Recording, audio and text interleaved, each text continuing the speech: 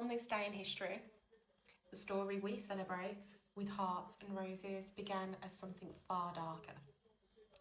An execution. Not a love story, at least not at first. The 14th of February wasn't always about romance. In ancient Rome, it was a day marked by power, fear and defiance.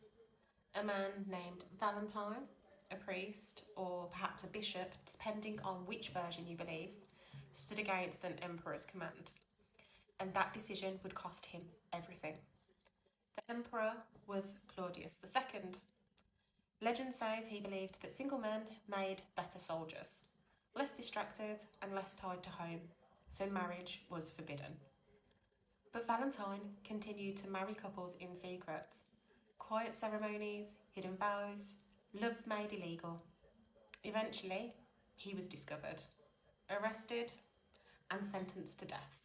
Not for violence, not for treason, but for refusing to let love die quietly. I'm Jodie, and this is the missing page where history tells the stories time tried to hide. While Valentine was imprisoned, another story begins to emerge. One that blurs the lines between legend and truth. Some accounts say that Valentine befriended his jailer's daughter. Others say he performed miracles.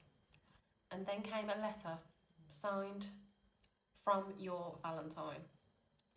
On February the 14th, he was executed, and yet centuries later, his story transformed. What began as martyrdom slowly became myth, rituals became romance, and an execution became a holiday dedicated to love. Shout out to the Middle Ages. Guess they aren't as dark and gloomy as people think. If you want the full story, including the details history doesn't always tell, I've explored it more deeply over on my blog at themissingpage.co.uk, because history remembered the roses but forgot the execution. And that is the part history almost left out.